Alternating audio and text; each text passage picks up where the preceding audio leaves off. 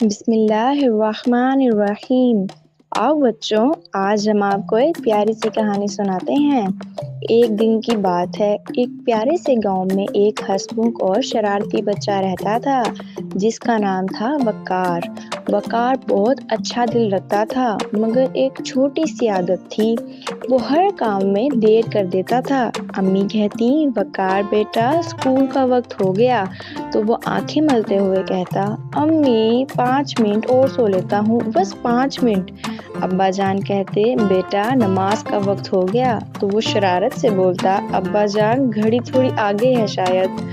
ایک دن رات کو جب سب سو گئے، وقار کی میز پر رکھی گھڑی نے ٹک ٹک کرتے ہوئے کہا، ارے وقار، کیا تم ہمیشہ ایسے ہی سست رہو گے؟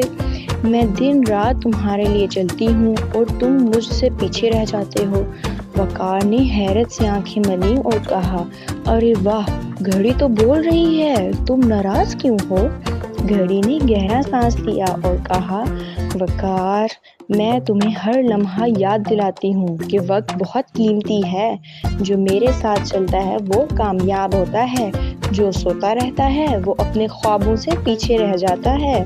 وقار ہنسا اور بولا، لیکن میں تو ابھی چھوٹا ہوں۔ گھڑی بولی، وقت چھوٹا یا بڑا نہیں ہوتا بیٹا، یہ بس گزرتا جاتا ہے۔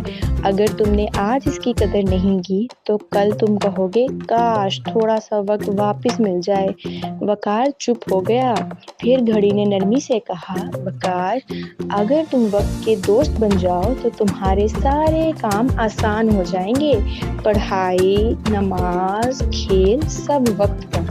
اگلی صبح جب وقار اٹھا تو پہلی بار اس نے جلدی سے بیگ تیار کیا، نماز پڑھی اور وقت پر اسکول چلا گیا۔ امی نے حیرت سے پوچھا، ارے وقار، آج تو تم وقت سے بھی تیز ہو گئے ہو۔ وقار نے مسکرا کر کہا، امی، اب میں وقت کا دوست بن گیا ہوں، کیونکہ گھڑی نے مجھے سکھایا ہے کہ وقت کسی کا انتظار نہیں کرتا۔ اس کے بعد سے وقار نے ہر کام وقت پر کرنا شروع کر دیا، پڑھائی میں آگے، کھیل میں چالاک اور سب کا پسندیدہ بچہ بن گیا۔ وقت اللہ کی ایک عظیم نعمت ہے، جو وقت کی قدر کرتا ہے وہ ہمیشہ خوش اور کامیاب رہتا ہے۔ گھڑی ہمیشہ یہ یاد دلاتی ہے کہ ہر لمحہ قیمتی ہے، آج کا وقت ضائع کرنا کل کے خوابوں کو کھونا ہے۔ الکبیر پبلشرز یہ ایک تعلیمی ادارہ ہے جو بچوں کے لیے رنگین تصویروں، خوبصورت کہانیوں اور دلچسپ انداز میں اسلام کی تعلیمات پیش کرتا ہے۔ الکبیر پبلشرز، جہاں ہر کہانی میں اسلام کی روشنی چمکتی ہے۔